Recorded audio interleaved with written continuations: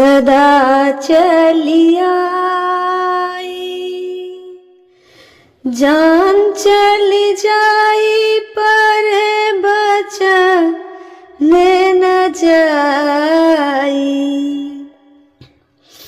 महाराज दशरथ जी कहते हैं कि रघुकुल रीत सदा चली आई, जान चली जाई पर वचन न जाई। मांग लो। कैकेयी बोली दोगे? दो वरदान आपको याद है? दशरथ जी बोले पहले तुम श्रृंगार करके आओ। अब कैकेयी श्रृंगार करके बैठ गई। हाँ, कल राम को राजा बनाएंगे। दशरथ जी कहते हैं कि हाँ, कल राम को राजा बनाएंगे। तुम कहा करती थी ना कि राम को राजा बनाओ, राजा बनाओ। दशरथ जी कहते हैं माता कैकेयी से, जो तुम बहुत बार कहा करती हो ना कि राम को राजा बनाओ, तो कल मैं राम को राजा बनाएंगे। तुम बहुत कहा करती थी ना राम को राजा बनाओ, राम राजा बनेंगे। ये बात सुनते ही कैकेयी का हृदय जल उठा। ये बात सुनते ही कैकेयी का हृदय जल उठा, मानो बिच्छी ने डंक मार दिया हो। अब कैकेयी ने वरदान मांगा। पहले राम का वनवास नहीं मांगा कैकेयी ने, क्योंकि दो ही उबर थे। कैकेयी बड़ी चतुर है और मंथरा जैसी गुरु तो मिल गई है ना। मंथरा जैसे लोग तो किसको नहीं भड़का सकते हैं, जिसके प्रति सामने वाला आपके लिए कुछ और सोचता होगा, लेकिन मंथरा जैसे लोग आपके मन में कुछ और भर देगा। इसका बहुत सारे प्रमाण है। ठीक है, सामने वाला के मन में कोई ईर्ष्या, कोई दोष, कोई झगड़ा नहीं होगी, पर मंथरा जैसे लोग से मुलाकात हो गई, संगत है, तो इतना भर देगी कि तुम जाके सीधे लड़ लोगे। तो इसलिए मंथरा जैसे लोगों के बातों से दूर रहो, उनसे दूरी बना के ही रहो तो कल्याण है। वरना संसार में क्या, अपने जितने हैं सारे छूट जाएंगे, किसी से कोई नहीं रह जाएगा। अगल बगल पड़ोस अड़ोस सबसे दूरी हो जाएगी। इसलिए मंथरा जैसे लोगों से बच के रहना चाहिए। तो कैकेयी ने पहले राम का वनवास नहीं मांगा। कैकेयी ने, क्योंकि दो ही बाण थे। कैकेयी बड़ी चतुर है। सुनहु प्राण प्रिय भावत जी का, सुनहु प्राण प्रिय भावत जी का, देहु एके बर भरत ही टीका। कैकेयी माता ने डायरेक्ट ही नहीं कहा कि राम को वनवास और मेरे भरत का राज्याभिषेक नहीं। सुनहु प्राण प्रिय भावत जी का, देहु एक बर भरत ही टीका। मेरे जी को जो मेरे जी को जो भाया वो मैंने मांगा। तो मांगो, क्या मांगती हो आप, बड़े कहते थे, तो हमने मांग लिया। सुनहु प्राण प्रिय भावत जी का, देहु एके बर भरत ही टीका। पहला वरदान दो मेरे भरत को मेरे भरत को इस राज गद्दी का राजा बनाओगे? दशरथ जी बोले बस इतनी सी बात, चलो मैंने राजा बनाया। दशरथ जी बोले बस इतनी सी बात, मैंने राजा बनाया। राम तो वैसे भी राजा बनना चाहता नहीं, हम तो राम को जबरदस्ती राजा बना रहे थे। बस इतनी सी बात है। तो भरत को मैं राजा बना दूंगा। अब दूसरा वर क्या मांगती है? अब दूसरा वर जो मांगा वो वरदान ने तो दशरथ जी के प्राण ही ले लिए। दूसरा वरदान दशरथ जी के प्राण ले लिए। मांगहु दूसरे बर कर जोरी, मांगहु दूसरे बर कर जोरी, पूरहु नाथ मनोरथ मोरी। हाथ जोड़कर मांग रही हूं, हाथ जोड़कर मांग रही है दूसरा वरदान।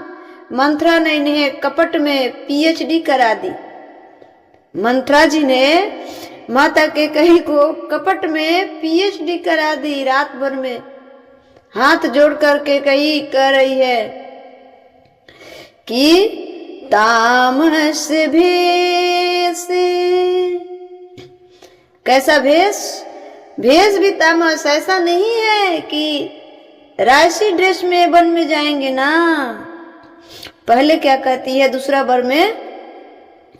तामस भेष विशेष उदासी, तामस भेष विशेष उदासी, 14 बरस राम बनवासी।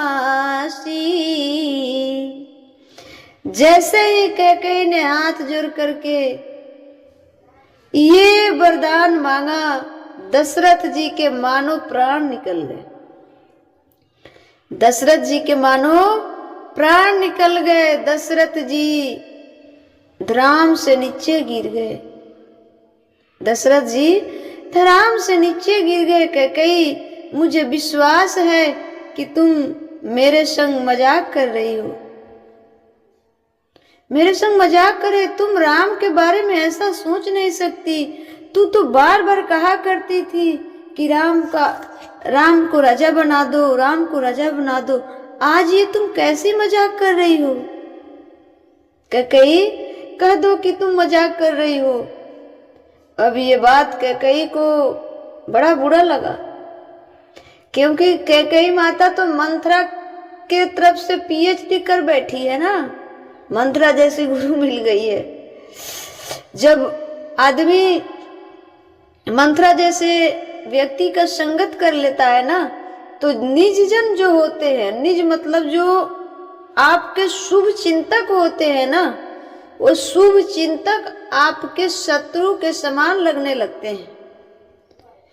जो शुभ चिंतक होते हैं शत्रु के समान लगते हैं। वही हालत तो यहाँ भी है। बड़ा बुरा लगा कैकेयी माँ को। अभी तो कह रहे मांगो मांगो, प्राण जाए पर वचन न जाए, मांगो मांगो, तो मुकर गए। वरदान मांगे तो मुकर गए। फिर मत कहा करो कि हम क्षत्रिय, प्राण जाए पर वचन न जाए। अब कैकेयी उल्टी बात करने लगी। कैकेयी उल्टी बात करने लगी। कैकेयी को दशरथ जी कैसे समझाएं? दशरथ जी ने कहा, मैं भरत को अभी बुलाकर राजा बना दूंगा, पर राम को वनवास मत भेजो। मैं भरत को अभी बुलाकर राजा बनवा दूंगा, मैं भरत को अभी बुलाकर राजा बना दूंगा, पर राम को वनवास मत भेजो। कैकेयी, मैं आपके पांव पड़ता हूँ, मेरे राम को वनवास मत भेजो। यदि राम वनवास चले जाएंगे तो ये दशरथ जी नहीं पाए, मर जाएंगे, मेरा प्राण निकल जाएगा, मेरा प्राण निकल जाएगा, नहीं तो ये दशरथ बचेगा नहीं। यदि दशरथ को बचना देखना चाहती हो तो ये वरदान अपना वापस ले लो, प्राण निकल जाएगा। कैकेयी के दिमाग पे तो कुछ और है। राम राम रटे बिकल भुआलू, जनु बिनु पंख विहंग अंग विहालू। कैकेयी नहीं मानी। कैकेयी माता कहती है कि चाहिए तो दोनों वरदान, नहीं चाहिए तो नहीं। तो आप ये मत कहा करो कि जान चल जाए पर वचन न जाए। आप मुकर गए। बड़े कह रहे थे कि मांगो, जो मांगना चाहती हो मांगो, जो मांगोगी वो देंगे। आपने राम का सौगंध भी खाया और वरदान मांगने पर देने से मुकर गए। मुझे दूसरा वरदान नहीं चाहिए, मुझे यही 2 वरदान चाहिए। अब दशरथ जी को करेंट सा लगा। राम राम रट बिकल भुआलू, जनु बिनु पंख बिहंग बेहालू।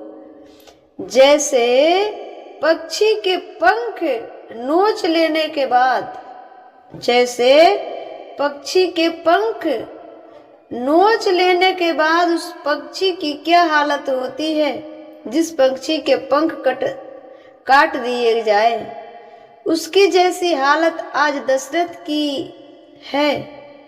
जैसे किसी पक्षी को पंख काट दिया जाए तो उसकी जो हालत होती है ना, उसी हालत में आज दशरथ जी कैकेयी के महल में पड़े हैं, धरती पर पड़े हैं। राम राम रट बिकल भुआलू, राम राम रट रहे हैं। कैकेयी मैं तेरे पांव पड़ता हूँ, राम को वन मत भेजो। कैकेयी बोली हमें नहीं सुननी है। गोस्वामी जी ने लिख रहे हैं कि कैकेयी पत्थर हो गई। गोस्वामी जी ने लिखा है कि कैकेयी पत्थर हो गई क्योंकि मंथरा गुरु मिल गई, कुछ भी सुनने को तैयार नहीं। अंत में दशरथ जी ने क्या किया? अंत में दशरथ जी समझ गए कि अब ये मानेगी नहीं, ये देगी ही देगी। तो अंत में दशरथ जी ने कहा हट जाओ मेरे सामने से। अंत में दशरथ जी ने कहा कि हट जाओ मेरे सामने से, तेरा मुंह नहीं देखना चाहता हूं, तेरा मुंह नहीं देखना चाहता हूं। मैं दशरथ जी अचेत होकर पड़े। ये पहला ऐसा सुबह था कि ढोल नगारे बज रहे थे, ढोल नगारे बज रहे थे, सारा लोग जग गया, पर दशरथ जी तो परे रहे। दशरथ जी पड़े रहे और पड़े रहे और क्या करें? राम राम राम। सिर्फ दशरथ जी राम राम रट रहे हैं और अचेत पड़े हैं कैकेयी के महल में। फिर भी कैकेयी को मोह नहीं, पश्चाताप नहीं, अपने पति की चिंता नहीं। ऐसी कैकेयी हो गई है, ना ही अपने पति की चिंता, ना ही अपने पुत्र की चिंता, बस उन्हें अपने भरत की चिंता है। राजा बनो और राम बन जाएंगे। हट कर ली थी।